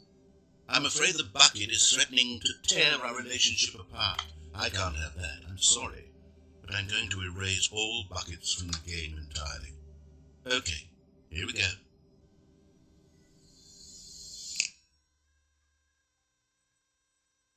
What happened? Is everything gone? Why did everything disappear? Wait, was everything a bucket? Every single thing in the game was a bucket? My God, I had no idea. How could... Except me. I'm not a bucket after all. And you, Stanley, you're still here. You're not a bucket either. Oh, this is wonderful news. We're not buckets. Yes, I actually feel much more at ease right now. It's delightful to get some clarity on that issue, but it doesn't change the fact that we haven't got a game. So, tell you what, I'll reset everything and we'll put back all of the buckets, okay? And we'll know that it's all a bucket. But if you run into anyone else, maybe don't mention that. Who knows what that information might do to a person? All right, here we go.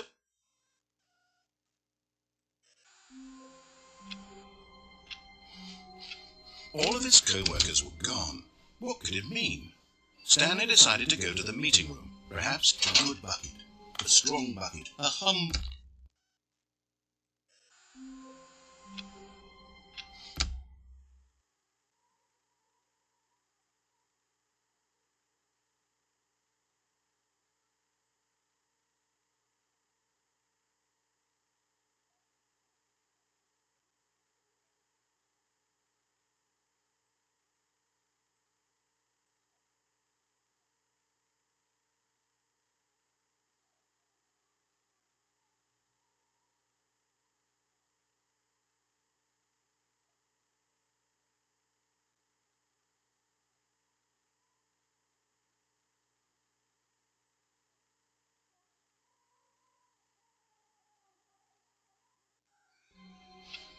I can't wait to tell this story to my co-workers, Stanley thought. How amusing they'll find it.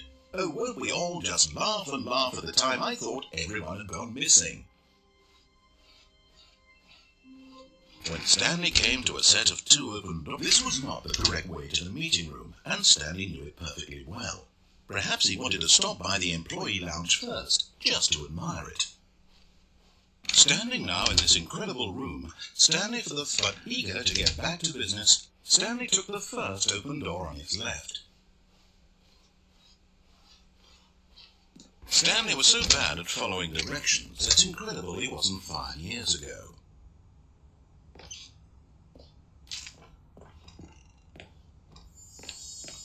Okay, I'm going back to the name of these little Stanley figurines, and now I'm torn between Stanlerines and Figlets. What do you think, Stanley? What name better encapsulates the intrinsic sense of happiness that you get from seeing a small number in the corner of your screen go up by 1? Let me sit on it. I'm sure it will come to me.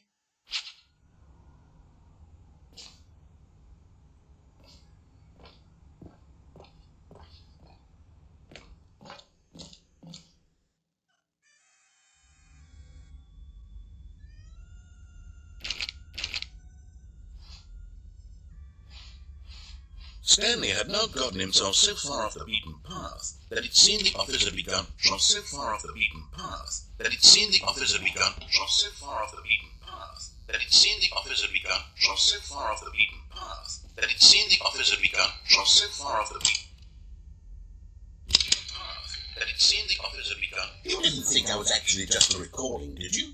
What a silly and trite explanation that would be. All the back and forth between you and me, all the absurd adventures we've been through, and it all turns out I'm just a tape recording. It was all just in Stanley's head. I bet that's the kind of twist you think is revelatory. I bet each and every time you watch a movie where it turns out all to be in the main character's imagination, you must absolutely bolt off the couch in pure shock at the phenomenal and intricate storytelling. It must be so simple to be you. Life being an unending waterfall of surprises and delights. How much more exciting you must find the world than the rest of us do. Now I've become sad. Look what you've done to me. This is all your fault.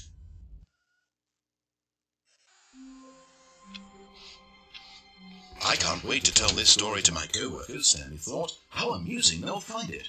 Oh, won't we all just laugh and laugh at the time I thought everyone had gone missing. When Stanley came to a set of 2 open doors, this was not the correct way to the meeting room, and Stanley knew it perfectly well. Perhaps he wanted to stop by the employee lounge first, just to admire it. Stanley felt lightheaded, butterflies in his stomach, but eager to get back to business, Stanley took the first open door on his left. Stanley was so bad at following directions, it's incredible he wasn't 5 years ago.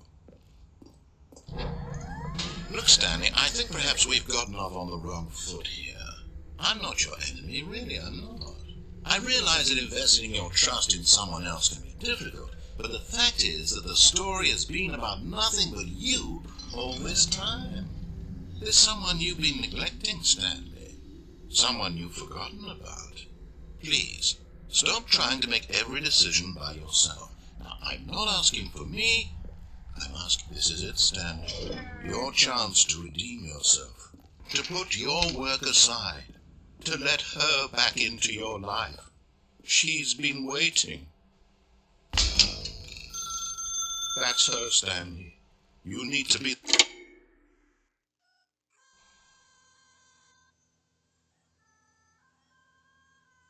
Oh, Stanley, is that you? Hold on, sweetie. Sorry to keep you waiting. I'm just pulling the bread out of the oven. All right. Okay, there we go. All right, now, I want you to come in and tell me all about your day. Gotcha. Oh, come on. Did you actually think you had a loving wife who'd want to commit their life to you? I'm trying to make a point here, Stanley. I'm trying to get you to see something. Come inside. Let me show you what's really going on here. This is a very sad story about the death of a man named Stanley. Stanley is quite a boring fellow. He has a job that demands nothing of him, and every button that he pushes is a reminder of the inconsequential nature of his existence. Look at him there, pushing buttons, doing exactly what he's told to do. Now he's pushing a button. Now he's eating lunch. Now he's going home. Now he's coming back to work. One might even feel sorry for him, except that he's chosen this life. But in his mind, he can go on fantastic adventures. From behind his desk, Stanley dreamed of wild expeditions into the unknown. Fantastic discovery.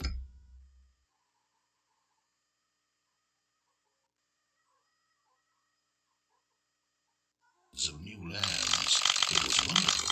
And each day that he returned to work was a reminder that none of it would ever happen to him. And so he began to fantasize about his own job. First, he imagined that one day while at work, he stepped up from his desk to realize that all of his co-workers, his boss, everyone in the building had suddenly vanished off the face of the earth. The thought excited him terribly. So he went further. He imagined that he came to two open doors and that he could go through either. At last, choice. It barely even mattered what lay behind each door. The mere thought that his decisions would mean something was almost too wonderful to behold. As he wandered through this fantasy world, he began to fill it with many possible paths and destinations. Down one path lay an enormous bound room with monitors and mind controls, and down another was a yellow line weaved in many directions, and down another was a game with a baby, and he called it the Stanley Parable. It was such a wonderful fantasy, and so in his head he relived it again, and then again, and again, over and over, wishing beyond hope that it would never end, that he might always feel this free. Surely there's an answer down some new path, mustn't there be? Perhaps if he played just one more time. But there is no answer. How could there possibly be? In reality, all he's doing is pushing the same buttons he always has. Nothing has changed. The longer he spends here, the more invested he gets, the more he forgets which life is the real one. And I'm trying to tell him this, that in this world he can never be anything but an observer, that as long as he remains here, he's slowly killing himself. But he won't listen to me. He won't stop. Here, watch this. Stanley, the next time the screen asks you to push a button, do not do it.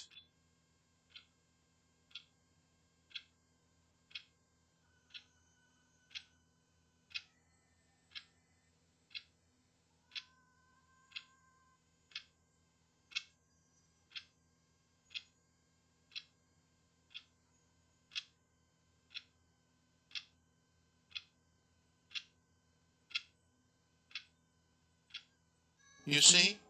Can he just not hear me? How can I tell him in a way that he'll understand that every second he remains here, he's electing to kill himself? How can I get him to see what I see? How can I make him look at himself? I suppose I can't, not in the way I want him to. But I don't make the rules. I simply play to my intended purpose, the same as Stanley. We're not so different, I suppose. I'll try once more to convey all this to him. I'm compelled to. I must. Perhaps, well, maybe this time he'll see. Maybe this time. And I tried again, and Stanley pushed a button. And I tried again, and Stanley pushed a button. And I tried.